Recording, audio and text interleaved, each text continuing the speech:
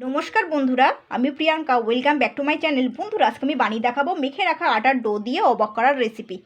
এটা সকালের ব্রেকফাস্ট হিসাবেও খেতে পারেন। তো চলুন দেখে নেওয়া যাক। বন্ধুরা, আজকে আমি বানিয়ে দেখাবো বেঁচে যাওয়া আটার ডো দিয়ে অবাক করার রেসিপি। তো এখানে কিন্তু আমি তিনখানা আটার ডো বেঁচে গেছে আর কি। তো আপনাদেরও কিন্তু অনেক সময় বাড়িতে দুটো আটার ডো থেকে যায়, বা অনেক সময় সেটা রুটি করা হয়ে উঠতে পারে না।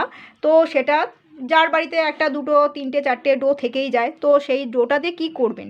তো আমি কিন্তু এখানে তিনখানা ডো বেঁচে গেছে, আটার ডো। তো আমি এবারে এটাকে রুটির মতন করে কিন্তু বেলে নেবো সুন্দর করে।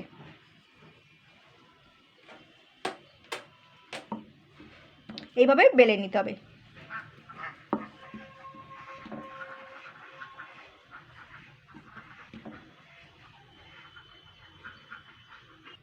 তো দেখুন, আমি কিন্তু একটুখানি রিফাইন তেল দিয়ে লম্বা করে বেলে নিয়েছি। খুব পাতলা করে আর লম্বা করে রিফাইন তেল দিয়ে আমি কিন্তু বেলে নিয়েছি। দেখতেই পাচ্ছেন কতটা পাতলা করে বেলেছি। তিনটেই কিন্তু আমি বেলে নিয়েছি। এবারে হলেও কিন্তু অসুবিধা নেই, গোল না হলেও অসুবিধা নেই। তো এবার আমি এই তিনটে রুটি, তো দেখুন এখানে আমি কিন্তু একটা চাটু বসিয়ে দিয়েছি। তো রুটিগুলো কিন্তু তিনটে একসঙ্গেই রয়েছে, তো ছাড়াতে গেলে কিন্তু অসুবিধা হয়ে যাবে। এটা কিন্তু অনেকের বাড়িতেও আবার হয়ে থাকে। তো তিনখানা রুটি একসঙ্গে কিন্তু তুলতে গেলে কিন্তু এবড়ো খেবড়ো হয়ে যাবে। তো আমি কিন্তু এই তিনটে রুটি একসঙ্গে তুলবো, ঠিক আছে। এইভাবেই কিন্তু আমি দিয়ে দেবো। দেখুন, কারণ এইগুলো একটার সঙ্গে একটা তুলতে গিয়ে কিন্তু ছিঁড়ে যাবে, সেই জন্য কিন্তু তিনটে রুটি একসঙ্গে দিয়ে দিলাম। এইবার দেখুন, এবার এটাকে এক সাইড উল্টে দেবো। এক সাইড হয়ে যাবে, তারপর কিন্তু আমি আরেক সাইড তুলে দেবো। আপনি কিন্তু সুন্দর ছাড়িয়ে যাবে রুটিটা, কিচ্ছু করতে হবে না। রুটিটা যেরকম সেঁকে নেয়, তো সেরকম করে কিন্তু আমি সেঁকে নেবো। তো দেখুন, আমি কিন্তু আবার উল্টে দিচ্ছি। এই সুন্দর ছাড়িয়ে যাবে কিন্তু, দেখুন এই যে দেখেছেন ছাড়িয়ে গেল। এবার এটা আমি একটা সাইড করে রাখবো আগে। এটাকে আমি আবার উল্টে দেবো। দেখুন, এইভাবে আবার সেই উল্টো সাইডটা দিয়ে দেবো, যেটা ভাজা হয়নি। দিয়ে এবার আমি আবারও উল্টে দেবো, যে সাইডটা কাঁচা রয়েছে। এটাকে আমি আবার ছাড়াবো একটা সাইড দিয়ে। দেখুন সুন্দর ছাড়িয়ে গেল। এইবারে কিন্তু আমি আবার উল্টে দেবো, দিয়ে এটাকে কাঁচা সাইডটা আবার এক সাইড দিয়ে দেবো। ঠিক যেরকম করে ভাজে, তো সেরকম করে আমি রুটিটাকে সেঁকে নেবো। একটু এবড়ো খেবড়ো তেড়া বেঁকা হয়েছে, এটা কিন্তু অসুবিধা নেই, যে কেউ বানাতে পারবে। রুটিগুলো কিন্তু আমি মোটামুটি সেঁকে নিয়েছি। তো এবারে আমি এখানে একটা দেখুন ছুরি নিয়েছি। এই ছুরিটার সাহায্যে কিন্তু আমি ছোটো ছোটো করে সাইড দিয়ে কেটে নেবো, এরকম করে।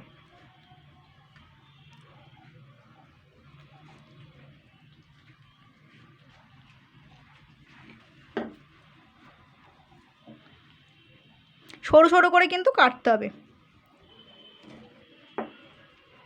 এই দেখুন, ঠিক এইভাবে কিন্তু কেটে নেব সাইড দিয়ে সুন্দর করে। একটু সময় নিয়ে করতে হবে কিন্তু, আর ভালো করে কিন্তু রুটিটাকে কিন্তু সেঁকে নিতে হবে। কিন্তু সেঁকে নিতে হবে বলতে ভেজে নিতে হবে আর কি, ভালো করে তেল ছাড়াই কিন্তু। তো দেখুন, রুটিগুলো খুব সুন্দর করে কিন্তু আমি কেটে নিয়েছি। এই দেখুন, তো চলুন। তো দেখুন, আমি কিন্তু কড়াইতে কিন্তু বেশ খানিকটা তেল দিয়ে দিচ্ছি। এবার গোটা কয়েক এখানে কিন্তু আমি আলু নিয়েছি। আলুগুলো কিন্তু খোসা ছাড়িয়ে স্লাইস করে কেটে নিয়েছি, কেটে ধুয়ে নিয়েছি। আলুগুলো দিয়ে দিচ্ছি।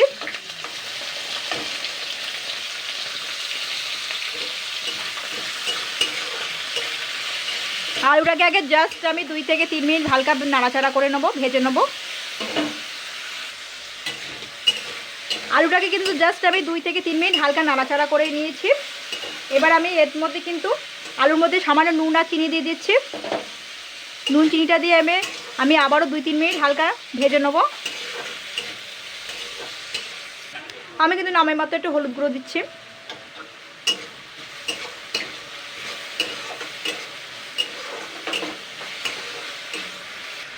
তো আলুটা কিন্তু ভাজা হয়ে গেছে।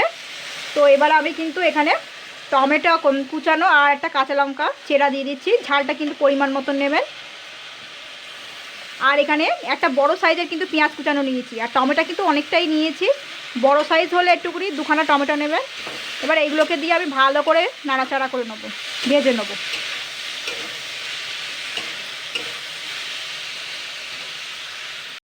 তো এটাকে কিন্তু সুন্দর করে আমি ভেজে নিয়েছি। তো কড়াইয়ের নিচে কিন্তু লেগে যাচ্ছে, তো এই কারণে কিন্তু আমি 1 কাপ জল দেবো। এখানে এর মধ্যে আমি 1 কাপ জল দিচ্ছি।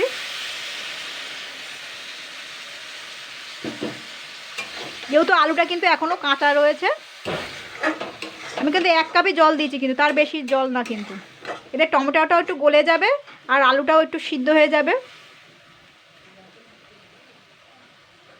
এর মধ্যে কিন্তু আমি গোটা কয়েক কড়াইশুঁটি দিয়েছি, ছাড়ানো কড়াইশুঁটি। এটা কিন্তু আমি ধুয়েও নিয়েছি, আপনারা চাইলে একটু ভেজেও দিতে পারেন। আমি কড়াইশুঁটিটা একটু সেদ্ধই রেখেছি, একটু নাড়াচাড়া করে এটাকে আমি আবার ভেজে নেব, মানে সিদ্ধ করে নেবো আর কি। তো দেখুন, এটা কিন্তু একটু জল জলই আমি রেখেছি। তো আলু কিন্তু সিদ্ধ হয়ে গেছে। আর এই যে ইয়েটা দিয়েছিলাম কড়াইশুঁটিগুলো, এটাও কিন্তু সিদ্ধ হয়ে গেছে। এগুলো বেশিক্ষণ টাইম লাগে না কড়াইশুঁটিটা।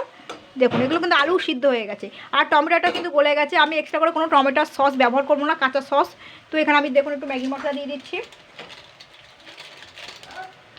এটাকে দিয়ে একটুখানি নাড়িয়ে নেবো। এবার যে ভেজে রাখা যে রুটিটা রয়েছে, আমি এরকম একটু জল জলে রাখতে হবে কিন্তু। এবার যে ভেজে রাখা যে রুটিটা, সেটা কিন্তু আমি দিয়ে এবার নাড়াচাড়া করবো।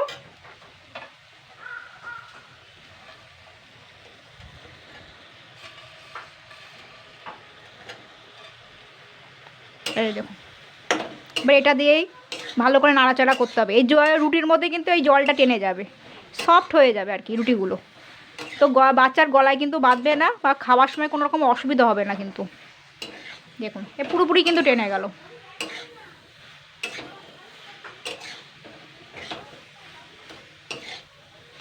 ভালো করে নাড়তে হবে কিন্তু। আর আপনাদের পছন্দ মতন সবজি অ্যাড করতে পারেন।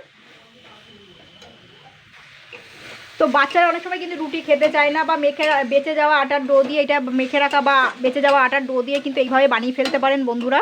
এটা কিন্তু হয়ে গেছে, এবারে নামিয়ে পরিবেশন করা যাবে। এতে কিন্তু আর কিছু মেশানোর দরকারও নেই কিন্তু। বাচ্চারা কিন্তু হামেশাই খেতে পারবে। অনেক সময় বাচ্চারা রুটি খেতে চায় না, তো এইভাবে বানিয়ে ফেলতে পারবেন কিন্তু অনেক সময়।